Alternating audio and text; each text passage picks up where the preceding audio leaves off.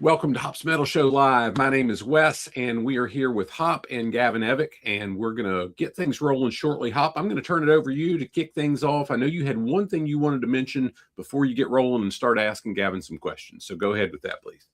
Yeah, we had an interview with band Mad Hatter. That was a riot. Rock and Danger guys and Jason, my cousin Jason up in Canada. But Hey, take off, hoser.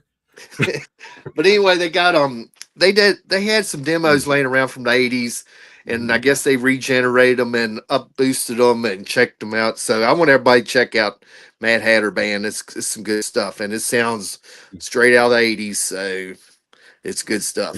And Gavin, that plays so well with what we see you do. You're a young guy, and you're coming up, and you're killing it, man. Thank you. You were with us maybe a year or so ago. You've got something cool coming up. Gosh, I think it's 2 weeks from yesterday, July 10th. You're doing it in Manassas, Virginia. Tell us what you've got going on there. What's exciting about that for you? Oh, don't remind me that it's in 2 weeks. The 2 weeks leading up is the scariest time for a show. So what I'm doing is a massive, and I can't understate when I say massive, tribute show to 40 years of Poison. It's, a lot of people have asked me, is this a tribute band? Are you doing a tribute band stuff? No, I'm still focusing on my solo career. It's not a touring tribute band or anything like that. It's truly, I'm calling it the celebration. I didn't want to call it a tribute show, but it is the 40th anniversary celebration of Poison. And the thing that makes it kind of special, other than, kind of Poison tribute bands, is just everything just going into it. You got me, who, look at that, look what the cat dragged in. Me, and even though I don't have any affiliation to to the official Poison camp, when it comes to knowledge of even, everything Poison or everything Bret Michaels and all that, I mean, that's how I grew up. So you got me, who's a genuine Poison fan that knows the, in front of the camera and the behind the scenes. You got my friend Ben Cody on guitar. He's, amazing guitar player, and he's a Poison fanatic. You got Ricky Thrash on bass. He's another guy I'm flying in down in Florida. He played with Steel Panther. It's all young guys. And now I got Chuck Fanslaw playing drums, and he was the drummer of the Bret Michaels band. And it's a, I don't want to say all-star lineup because that sounds a little cocky, but I mean, it's as good as you're going to fucking get for this type of show.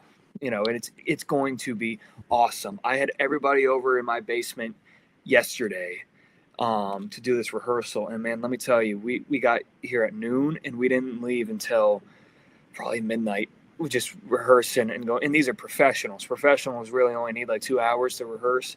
And we were going over everything. Because let me tell you, I'm not doing what some people do where it's, a Poison tribute act and they do Poison's 9 to 10 song set. I am doing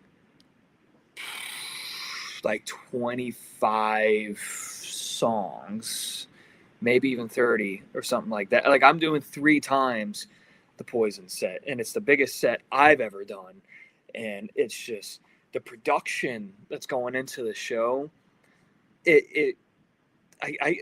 How much time do you got? I could talk about everything going into it, the production value, all I'm putting on, the Salisbury Center in Manassas. It's a club venue that it's an event center, so you can kind of control the room, and that's why I chose there because I'm loyal to them, and I love an event center where I could build up what I like, the stage that I want, and I basically designed the stage. I designed everything happening with it, and I'm getting there and I'm building the stage myself with the backline crew. I'm going to get there probably 4 a.m., the day before, and leave probably 4 a.m. 2 days later. I'm there getting my hands dirty, hands on, putting on the coolest possible show for Poison fans. It is what, you look at forums of Poison, fans and shows, and, you look at, live streams that people do, and it's like, oh, what would my perfect Poison show be? The amount of research I did, and even me as a Poison fan, I'm not putting on just, the average Poison show. I'm putting on Poison fans' dream Poison show.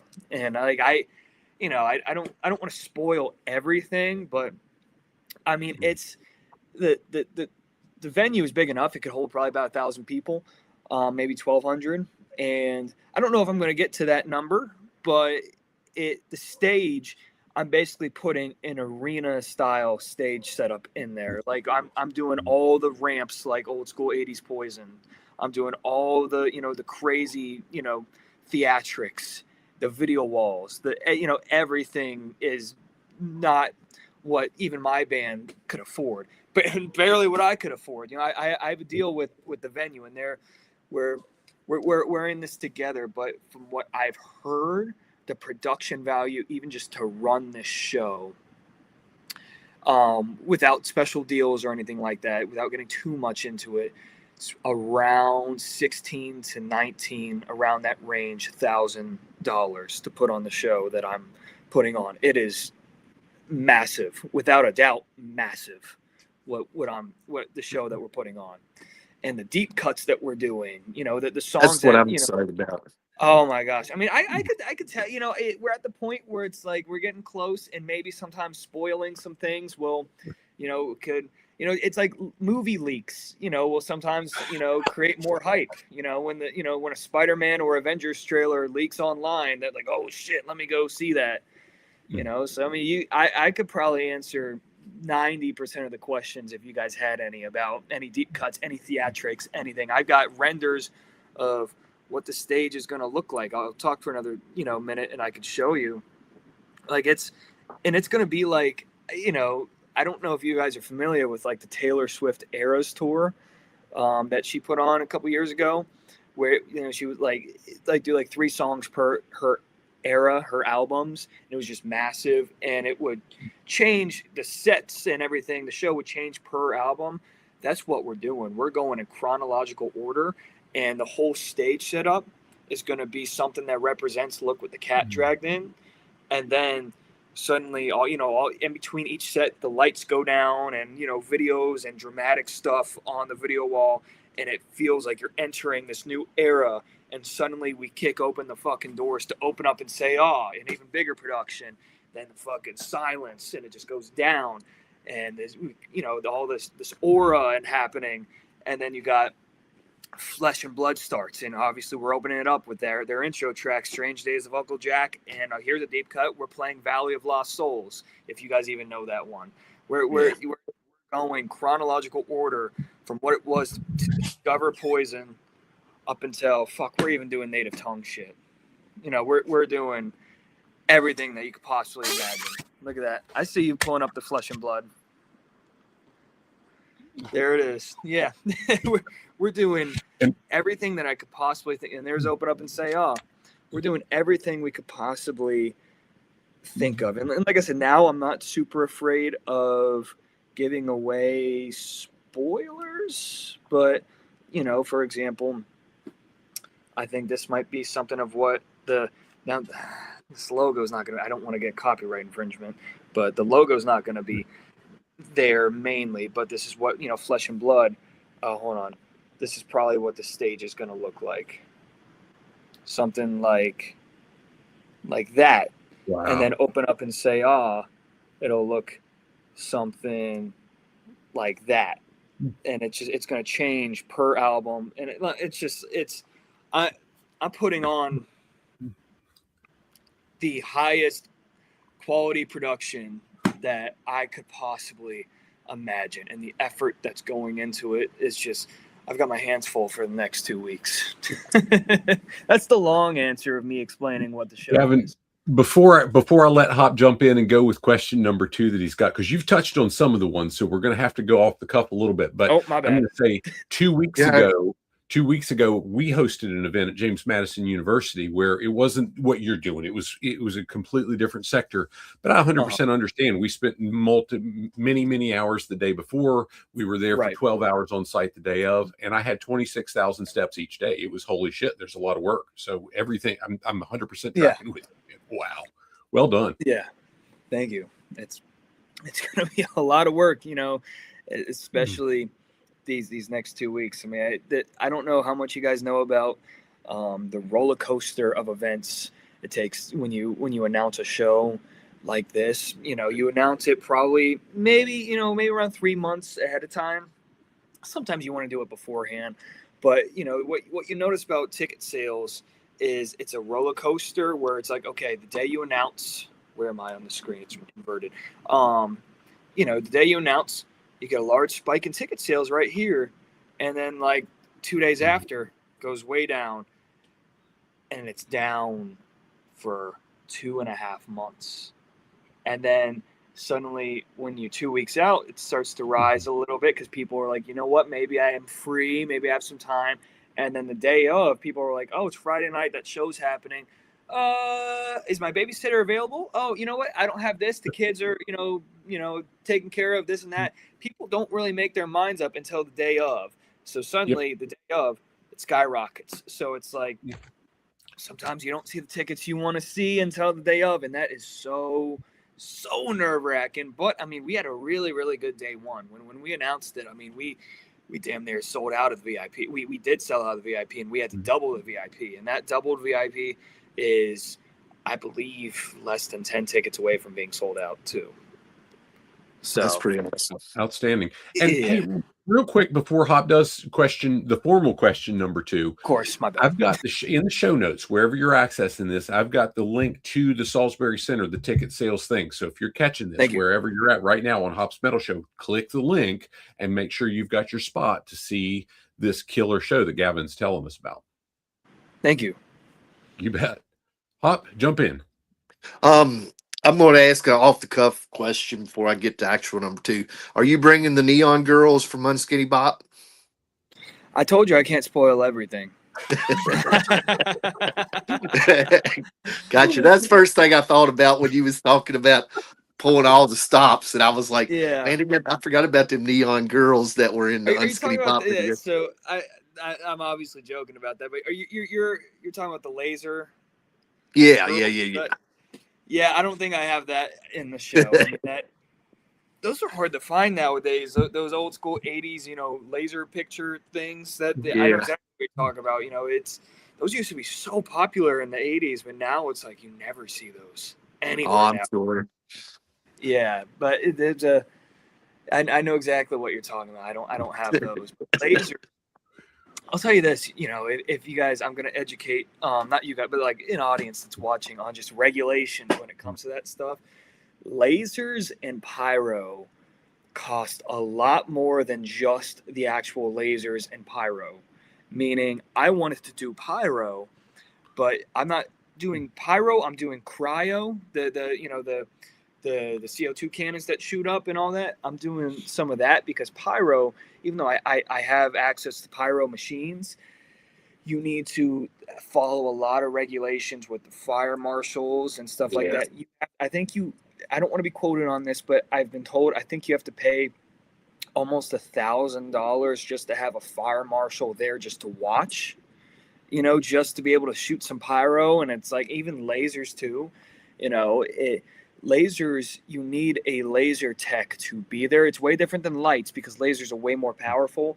And from my understanding, the regulations, and I don't want to be quoted wrong on this, but he has to, laser tech has to go in and individually point the routes to where the lasers end up. If you ever watch a show that has lasers, not just mover lights, the lasers always point up to the ceiling because they can't make eye contact versus mover lights can make eye contact with people, but lasers, so that's another, salary I would have to pay and this and that. So even though I have access to lasers and pyro, I'm looking at a few extra $1,000 just to be allowed to do. Yep. I think I'm going to have lasers. Let me reword that. I think I've worked out in the deal. I'm going to have the lasers, but I'm going to have like 1 million of those mover lights. So it's going to look like a fucking Pink Floyd show anyways. But it's, that was the long answer to your laser lady question. But It's all good. You almost got me to jump on the government bureaucracy soapbox that, yep, anytime you've got to have regulation involved, it's going to cost you a hell of a lot more money. But I'll stay off that. Yeah, and it's state by state, or maybe it's county by county too, of just how much it costs. You need a pyrotechnic professional, and I think a fire marshal. I don't want to I don't want to be quoted on that, but you need a lot to just even to shoot a 4-foot pyro. And they're all different sizes. I can't even do a 4-foot pyro. Yeah. So yeah, I've thought of everything. If this is showing anything, how much effort I put into thinking of every possible thing I could, put on for this show. I've thought of everything, and I'm doing everything I possibly can. It's not just about the music, and the music is one thing too, but the show, that's my specialty, is putting on the show. I guess really, I know you've touched on it, kind of danced around it. How did this idea all come about? I mean, did you just wake up, have a dream or something, or?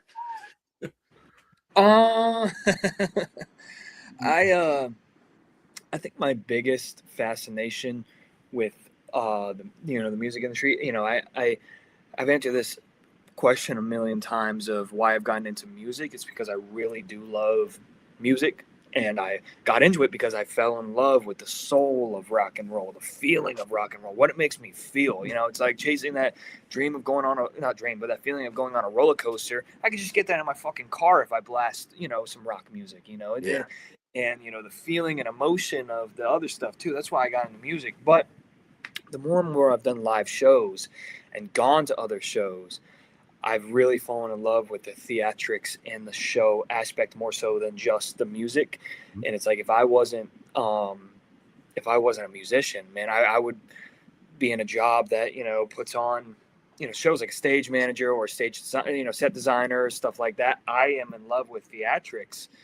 And, a lot of times when I'm on the road, I drive all the time. I drive probably about 40,000 miles a year. And a lot of that's solo. And a lot of times I don't even really put on just music.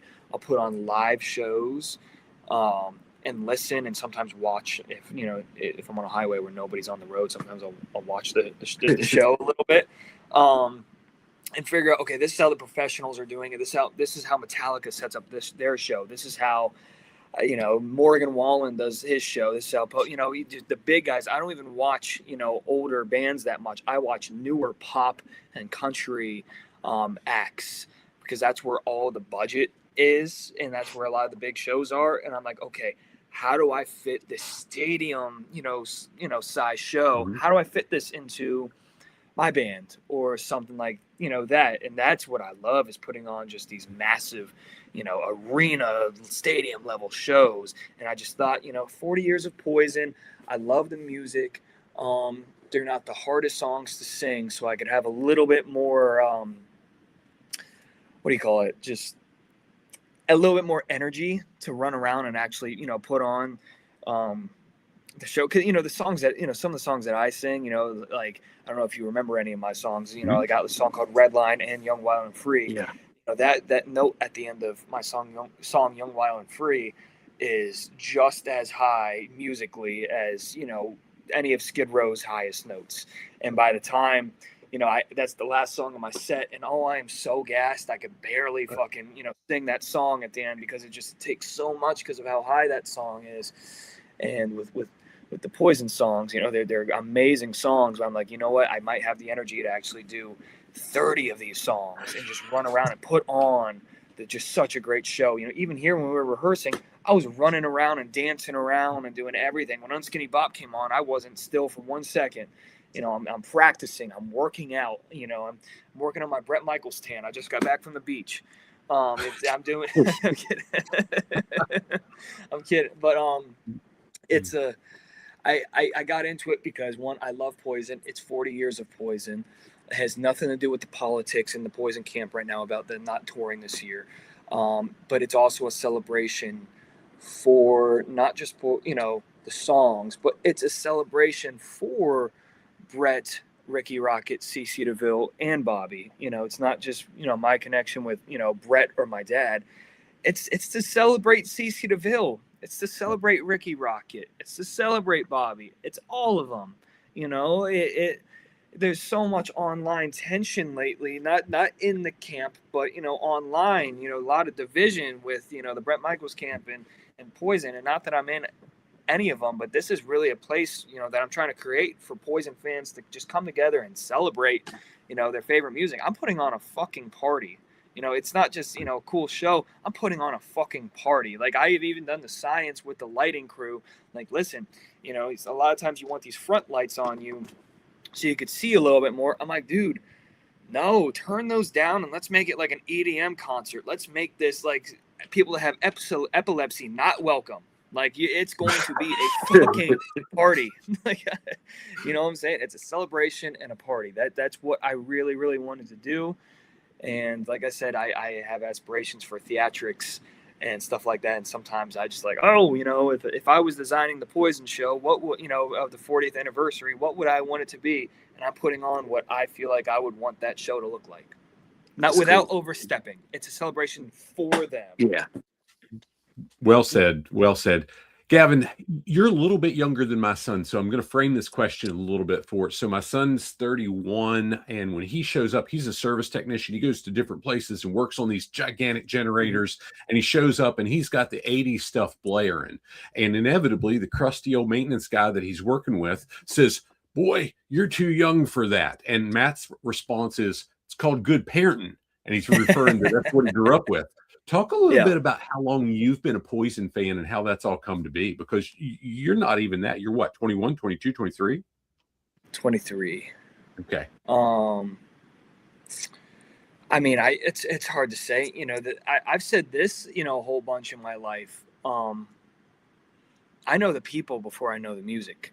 I didn't really get into, you know, like listening and being a part of the music industry until late high school. You know, like I was, you know, I looked completely different. You know, I didn't have long hair. You know, I was a varsity wrestler all throughout high school too.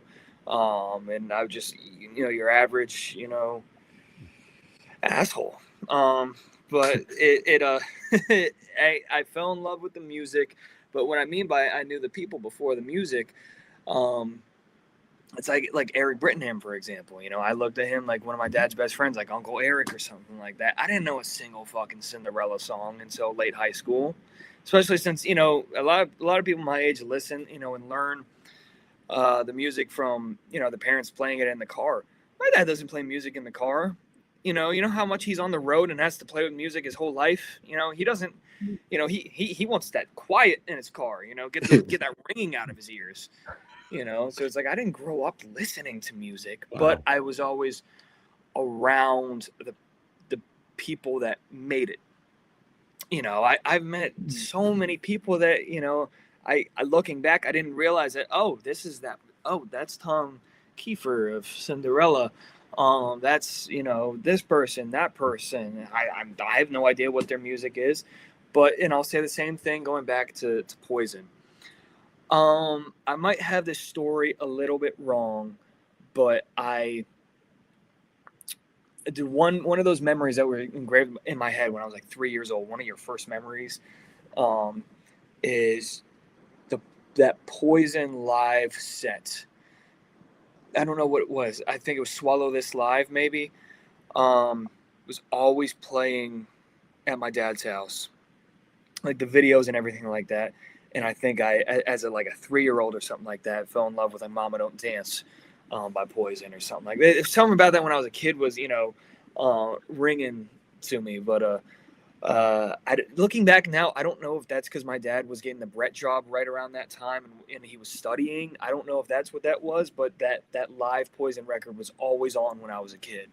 So I've always had a love for it, but, you know, I knew every lyric to those songs before I played them on on my iPod or the radio, just from being at the shows.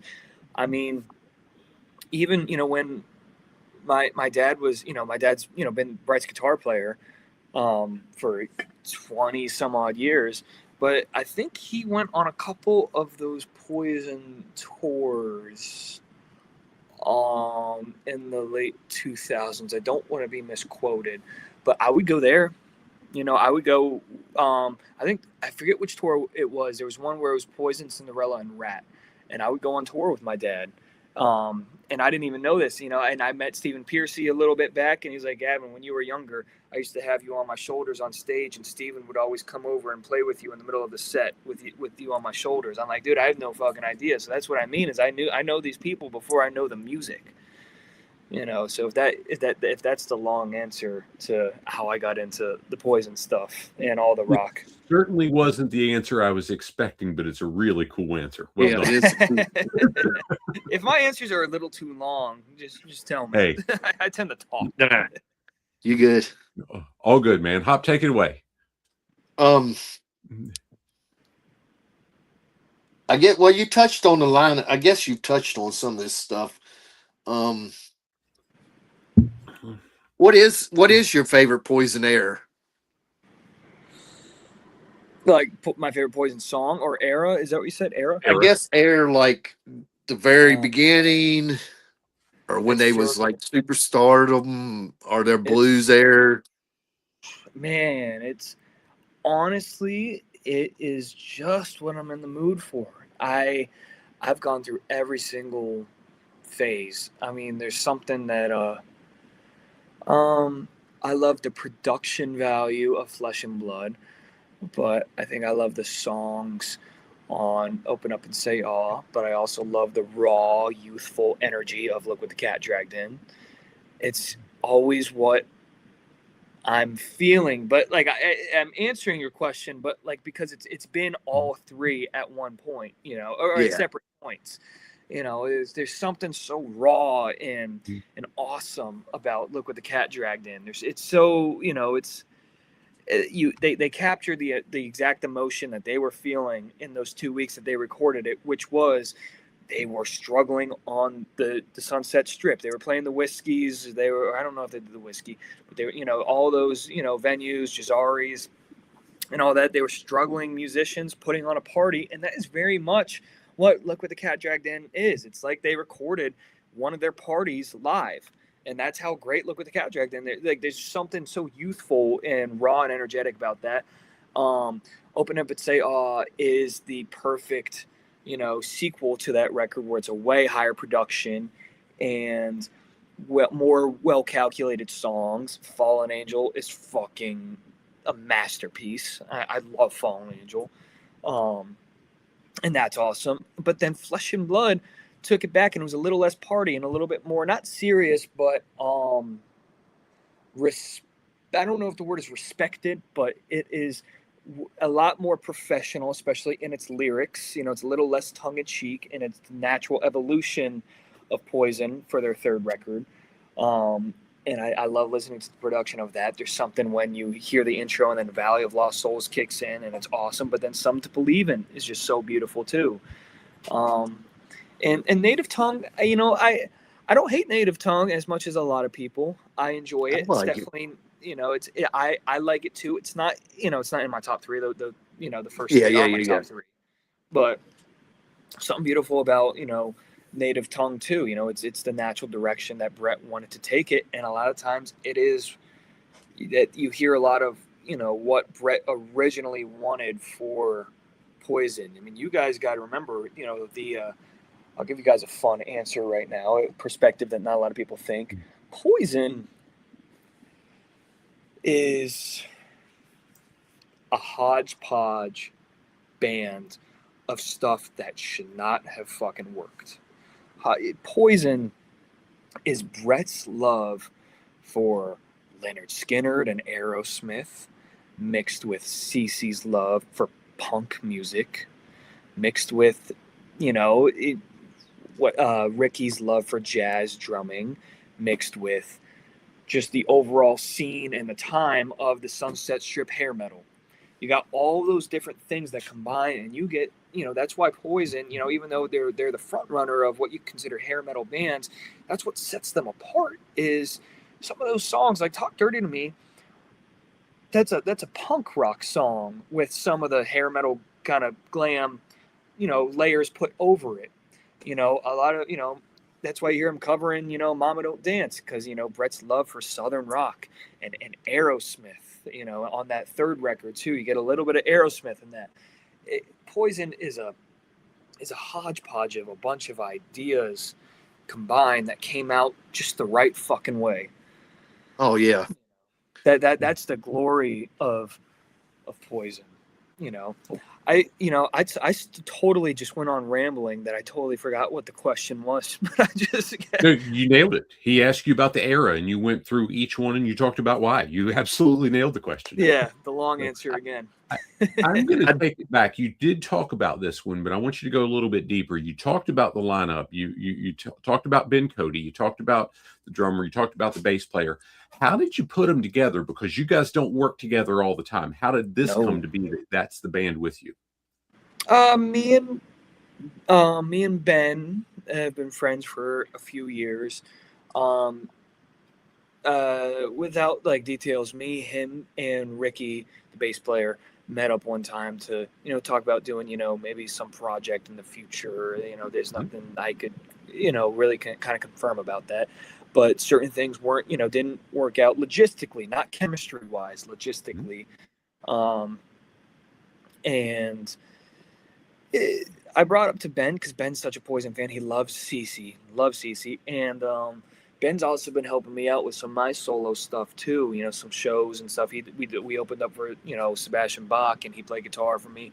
We went up and did Mohegan Sun Arena in Connecticut, and that was a big arena show that we got. I got Ben to do with us. And we just been connecting, and I told him about the idea because I didn't want it to be my Gavin Evick band, not for any super specific reason, but I wanted to switch things up, not abandoning my band. We have a really big summer ahead of us, late summer ahead of us. But I wanted to do something slightly different without taking away from my band. And I was talking with Ben, and he was like, yeah, how about we get Ricky? And, Ricky has just been so professional about it. I always get, I was nervous about it because it's so many songs that it's like if somebody approached me and said, hey, do you want to, do this, this like almost 30 song set. I'm like, I don't know unless, it's something I was passionate about, but Ricky, he was all about it. Like, wow, that's awesome. And I've only played with Ricky once, but, it really it showed his professionalism. He's such a pro, because like I said, he played with Steel Panther for a little bit too. So pro and so energetic too. And that's what I tell everybody is that plays with me. I'm like, listen, sometimes they ask me like, hey, so, how energetic do you want me to be? It's obviously your show. I want you to be the front man and the front runner of this. I don't want to outshine you. I'm like, dude, fucking do it. Because you know what? If I look over at you and you're over there doing Van Halen jumps and, the crowd and all the, girls or whatever are looking at you, you know what that's going to make me do? Work harder and put on a better fucking show. If you're jumping around too much. And one of my old guitar players, actually, he didn't get fired from a band, but he was told like, hey, you're a little too energetic. The focus has got to be on on the lead singer at one of his old bands. I'm just like, dude, then the lead singer's got to work harder, man. It's competition, a friendly competition. Got to step up his game. I'm all about that. That also comes from being, a wrestler in high school. Is wrestle offs. It's the fairest thing in the world. The best person, is the varsity starter. So what weight class were you? What's that? What weight class were you? I hopped around a whole lot. My senior year, I finished at 152. But my junior year, I was varsity and I was hopping around wherever we kind of needed a spot. Not because of lack of like, oh, I couldn't be, the starter. I was a starter, but I was really good at fluctuating weight. So it's like one time I dropped down to 132, and then the week later I managed to wrestle at 170. So I was really good at fluctuating weight. Nowadays, not as much. Definitely takes me a lot longer to burn off, a cheeseburger. But back in the day, I could probably burn off. That don't slow down neither. No. Yeah, it's different. I tell people, like sometimes I bitch about it, but it's like then they're like, oh, wait till your metabolism gets to 50 years old. I'm like, dude, I understand that, But people also have to understand that the difference between, 23 and 18 is a way bigger difference than, 30 and 50. I feel like maybe, especially since I was working out 3 times a day and eating, super healthy, working out like crazy wrestler's diet and all that. And I don't have the time of day to work out that much. And I have ended puberty. So it's like, not only, it's a way bigger metabolism drop off. Like it's not just like slowly deteriorating. Like after you hit 25, it slows down like this. No, at 18, it's like, it's kind of like that, like that puberty just, snaps out of you. And I feel it. I eat a slice of pizza and I'm like, oh my God. Well, we don't need to go down that path entirely, but I'll say between 28 and 48, holy shit. That's all I'll say for there. That could be a sidebar. I can understand that, but it's just like, wow, man. I look back at how much I was able to fluctuate weight. Like I said, 132, 170, within like a week or two. And it's like, now it's like, man, I got to work hard to lose 2 pounds. Yeah. No, I appreciate you humoring that. That was a little bit off script. My son wrestled as well, just his first 2 years. And we did some different stuff his final couple years in high school, but he never cut. But he was wrestling. He weighed about 125. He was wrestling 135, and he got his ass kicked all the time because everybody's cutting from like 150 natural down to wrestle 135. Oh yeah, but that's it. When I was 132, I was so fit. It's like realistically, if you weigh naturally around 160, you want to get down to probably 132. If you weigh like 180, you want to get down to around 150. It's like a 20 to 30 pound thing. I have let me see. Give me one sec. While you're looking at that, we've got a comment in the live stream that says, I didn't even know there were comments. Yeah. Yeah, in the live. I'll put it on screen. This is fantastic. Oh, I see it. I just looked. I disagree with him. Wait till 50. Yeah. I see you. But that's what I looked like in high school. Oh, you can't even see it. Yeah, no, it's there. I'm not trying to show people like dudes like pictures of me shirtless, but I'm saying like it's what you do. So no. Well, thanks for Hop. I apologize for hijacking and taking down the rest. Oh, that's quite all right. Yeah. Hop's gonna fire me. Hop, hey, I do want to touch on something. You was talking about, look what the cat dragged in about being raw and all this stuff. Well, I'm pretty sure Michael Wagner produced that or mixed it. He might not produce it. He might just mixed it. But I remember him saying in an interview, one of his biggest regrets of all the albums he had ever done was only he took a payout for that. He didn't figure the album was going to do anything. So he just got a flat rate. And he said that was one of the biggest regrets in his whole career. Oh, I believe it. He could have made so much money off that album. I mean, Talk Dirty to Me alone was probably a lot. And we're talking about like old music business money, which is like not like different. Yeah, a million streams and you get a cent. We're talking, real sales. I mean, like I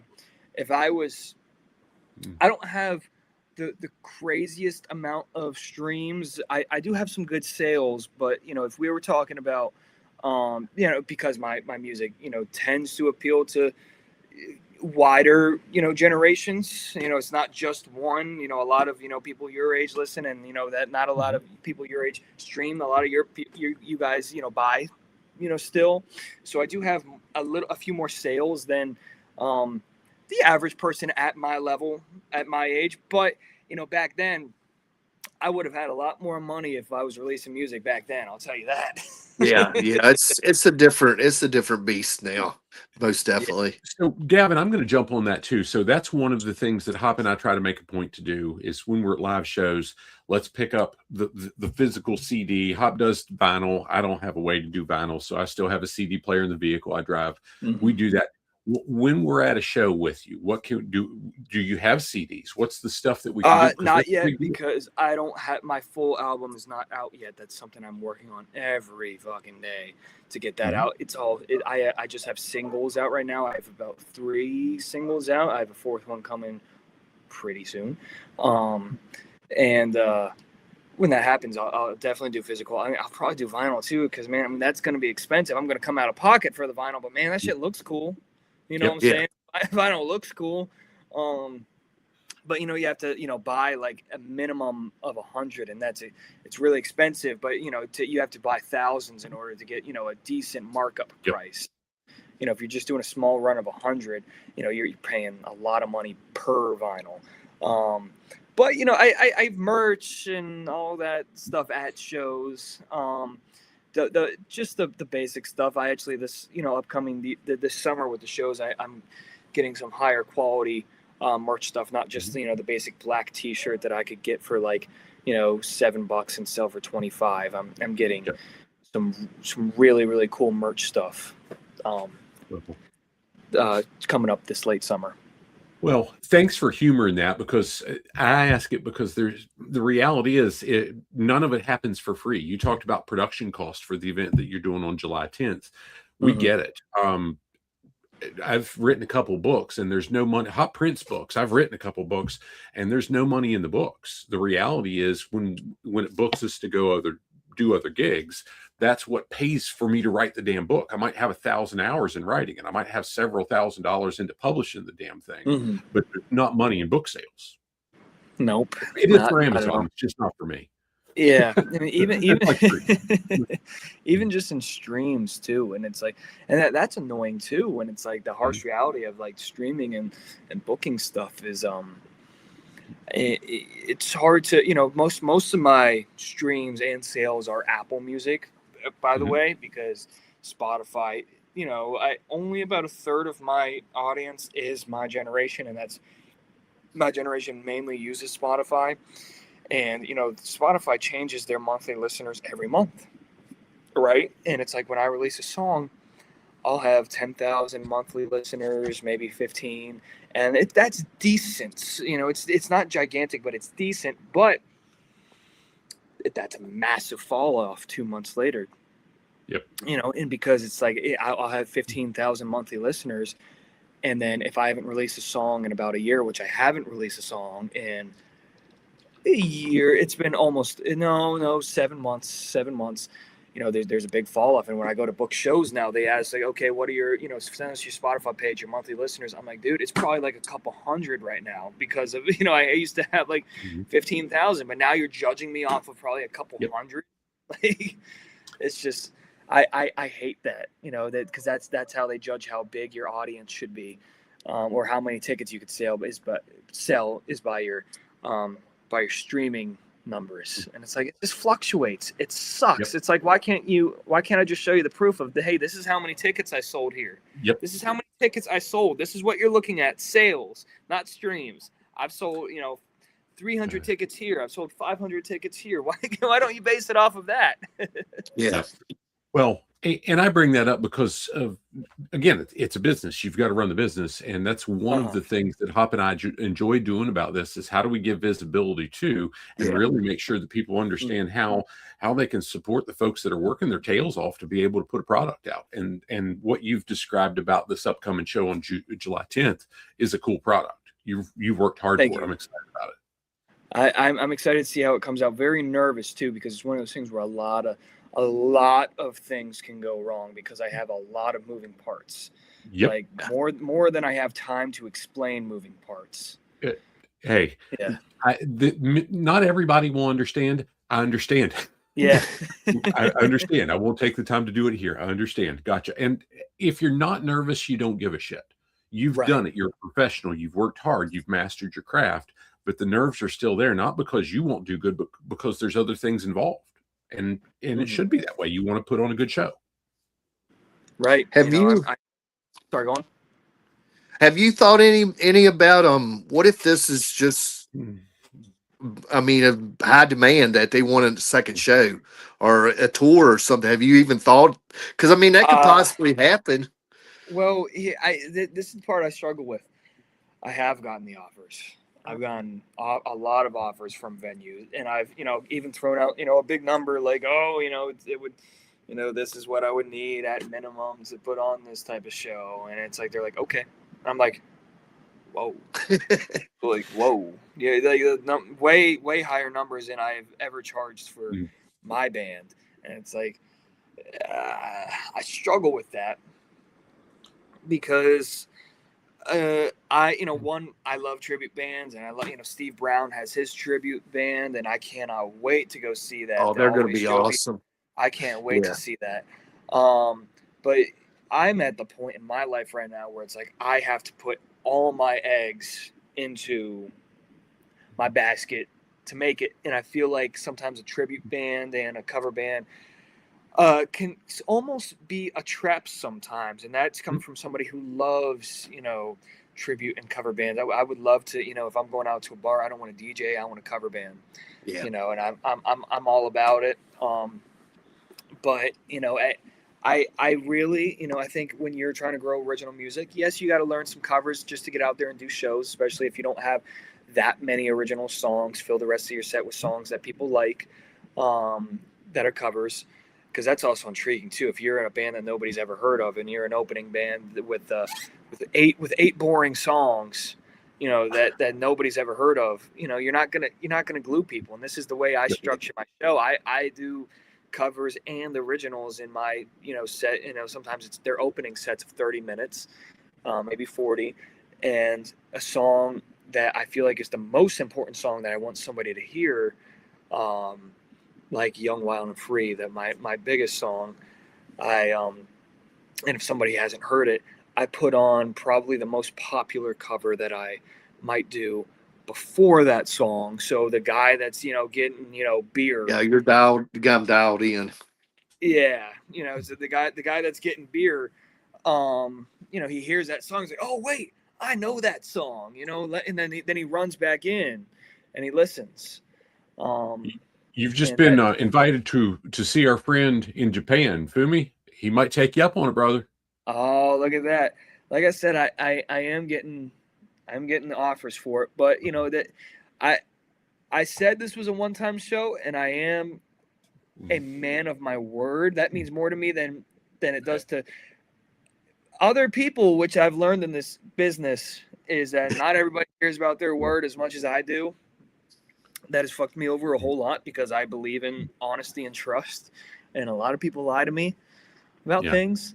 But we're gonna regather after the show and be like, I don't want to turn this into a full, into the main thing or in main project or the job, but maybe we could possibly do a couple fall dates to, just to stay, 40th anniversary still, but when it hits January, maybe no more, because the money's good, and there is, I've seen there's a demand for the show, but I'm very loyal to the venue because the venue I'm doing this with, the Salisbury Center, Jeff Salisbury, the guy that's running it, he is very much putting in what I'm putting in to make this work, and I'm very, very loyal to that. And even though I could get so a good amount of money from other people, I couldn't be able to put on the show that I'm putting on there, if that makes sense. Yeah, Gavin, partners matter. Yeah, 100% they matter. Well said. I heard one time, I used to be an HR guy, Gavin. I'm not anymore, praise God. But I'm doing an orientation with company, and my boss of all people sitting at the orientation table with a new employee we're bringing on. And he said, you can build 1,000 bridges before they'll ever know you as a bridge builder. But if you do, and he said the word, if you do one thing to one donkey, you're forever known as a donkey effer. And I hope you can't say that in HR, but it was the funniest thing I've ever heard. And you can make money a lot of ways, but you can't buy character. That's true. Yeah. I've learned that the hard way. Not just about me, but actually, I mean, kind of. If we're going on about that Skid Row thing that happened a couple months ago, what the fuck? I don't know if you guys even saw that. I saw that. Yeah, it wasn't real. I did, and this is where I got to be careful, man, because the AI, takes it and runs with it. But I mentioned in an interview that maybe I was interested and possibly going out and doing this. I didn't give like a sure answer. I said like, oh, if I did it, maybe this is why I would do it, and this is why maybe I might be a good fit and this and that. And I woke up one morning and it was terrifying, because I'll say this, as a smaller artist, most of the time you're kind of in control of your publicity. I have a publicity team that like you were talking about Dave Tedder and all of them. Yep. I know everything that's getting sent to who and who's posting what. It's a whole network. That's not a secret in the entertainment industry. You know who's going to post about your stuff. The metal sludges, the loud wires, the blabbermouth, the this and that. Everybody that's going to post anything. But I woke up one morning and I hadn't even seen it, but apparently it was posted like a day or two prior, and I went on my phone and I saw a picture of me next to Snake and Rachel, and it was like a collage, not like an AI thing. And the headline says "New Skid Row singer," this and that. I didn't even finish reading it, and I looked down and I saw that there were like 300 comments. And let me tell you, I was taking a morning shit at the time, and I just dropped my phone and I'm just like, whoa, what is this? Because the scary thing is, it wasn't just like a small thing. It was when you realize that there have been hundreds or even thousands of conversations about you without realizing it. It's like when you react, to a way when you hear somebody talk shit behind your back, one person, maybe two. And then when I saw that there were thousands of people, throughout, dozens and dozens of posts talking about me, that was fucking terrifying. Now there's that, thing, all publicity is good publicity. What wasn't fun is that there's one video out online right now of me years and years ago singing "Youth Gone Wild" online. It was at a show, at the very end of a show, where I actually got up a bunch of my openers, which were kids. This guy named Kobe Reese. I got him up in his old band, and I was scavenging, trying to grab him around, and I was singing the song so terribly, and I was just trying to get them to do it. We were doing it in a lower key too. And it was just a terrible, terrible, terrible performance and video. I was saying it really lazy, but that's the video that everybody went to judge how I would sing in Skid Row. And I saw all of these people saying, oh, he can't sing it, blah, blah, blah. So I posted like a 30-second clip of me doing 18 in Life. Not in a cocky way, but I was like, okay, I can do it. I'm not saying I'm the new singer, but like, I all these people attacking me saying I can't sing. Here's a video of me trying. Like, please be easy on me.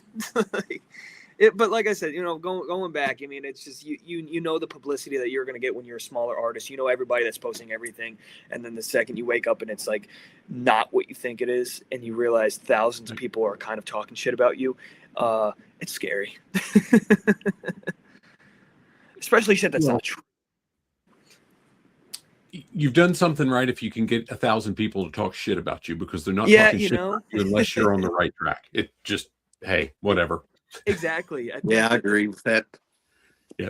The older I get, Gavin, the more I think about, hey, if you're talking shit about Wes, somebody else is getting a break, and pack your lunch, because it could be a really rough day if you decide to do it in person. Right. So there's that. And you've got the wrestling background. So yeah, I know. Come on. That's fantastic. I'm kidding. Like that, there was this one, and man, I don't want to stir up that AI anymore. But there was this one I have a screenshot of where it said that I was comparing myself to Sebastian Bach, and it's like, oh, I'm confident that I'm like, I never said that. What the fuck? And then you got all the Sebastian fans, like, I never said that. What the hell, man? This shit's terrifying. Gavin, I want to, before we wind it down, I want to hear more about, you alluded to it, but share what you're willing to share about your solo career. You mentioned you've got a pretty good late summer booked with your solo band, the Gavin Evick band. Talk about that a little bit, because the Poison thing's a cool thing you're doing, but that's not all you do. Oh, yeah. I mean, the solo band stuff is, well, I have this album that I've been sitting on that's not sitting on, but like the instrumentals and the demos have all been done for about a year, but the lyrically, I'm struggling, and I'm rewriting everything a million times. I've even, gone to Nashville. I had, people kind of come in, not to write songs for me because they're already kind of written, but like maybe this isn't as catchy as it needs to be. How do I perfect this? Because the album I have in my head, it's just the ultimate summer rock, southern rock too, almost even sometimes a little bit of country rock, just feel good rock and roll album that I'm hoping to get out for these shows, but it needs to be perfect. I'm not gonna be a B-side song on this record, but the shows that we have coming up, the first one is July 30th. We're playing a big outdoor amphitheater with Bret Michaels. That'll be in northern Michigan. That's going to be really cool because, there's nothing more fun than summer, amphitheater shows. I've never done a summer amphitheater show. I've only done, I've done arenas, but I've never done like an amphitheater show like Jiffy Lube Live or anything like that. So that's going to be cool. The following that hasn't been announced yet, but I believe a contract has come to my way.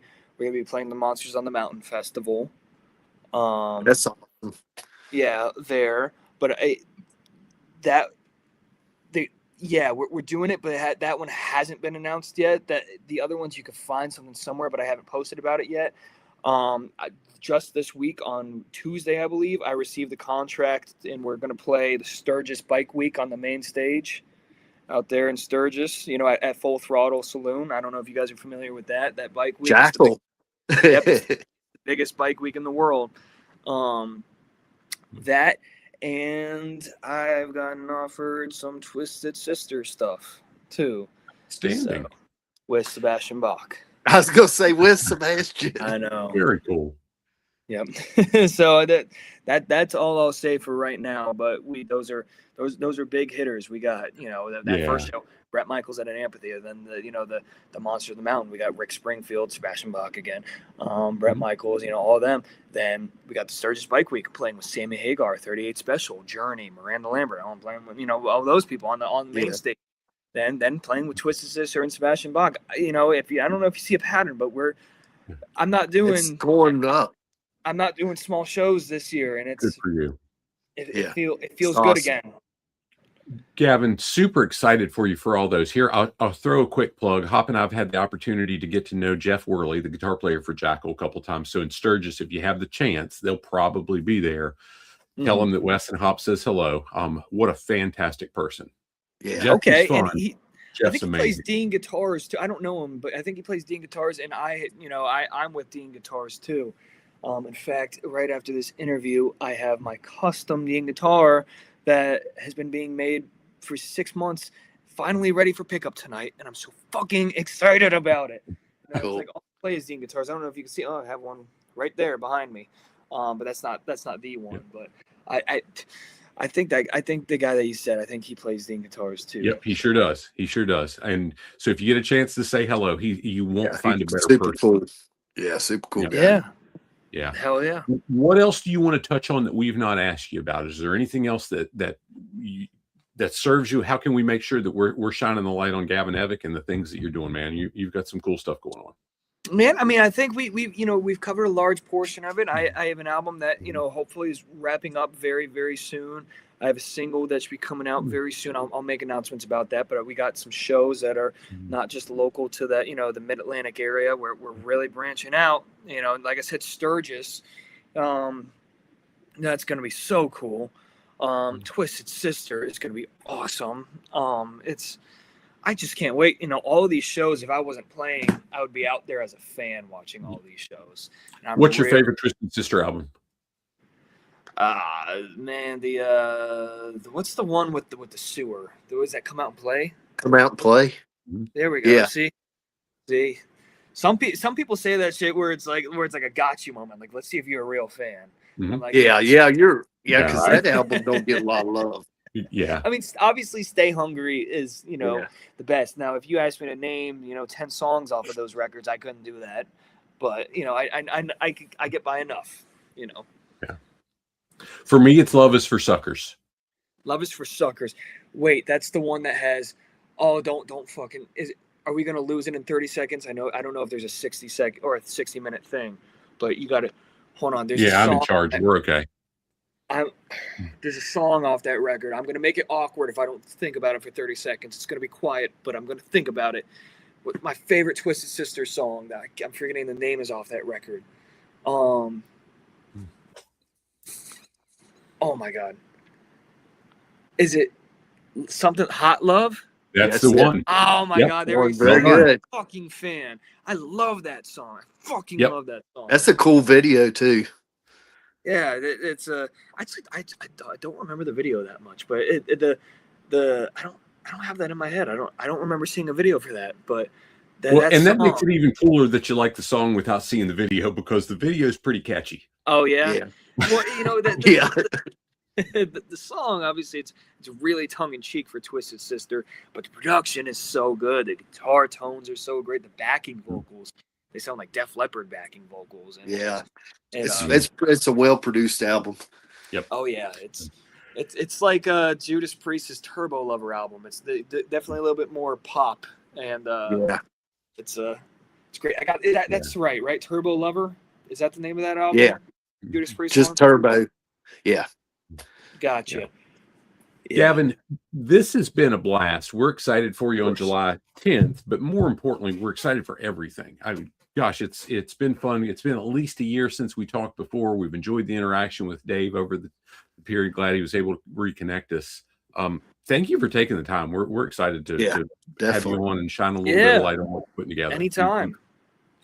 You've worked hard with it. Maybe we can Anything hook up at the show, because I'm pretty sure I'm going to go up there and check it out. So Yeah, it's I was about to say, if you guys want to come up, more than welcome. You could get in touch with Dave, and we could hook up some tickets too, and all that. It'll be really cool if you want to bring some people too. It's all about celebrating Poison in the songs. That's it's cool. not about profiting. If I was, any money that I'm making, my deal with the venue is like as long as I have my crew and people, and all the expenses covered, I don't need to walk away with a dime. I'm not profiting off of this at all. It's all going to even like the tickets are really cheap. Yeah. The tickets are 1986. Because that's that's awesome. and the VIP, by the way, which is what I was hoping to value at around $100 for what you're getting. It's worth $100.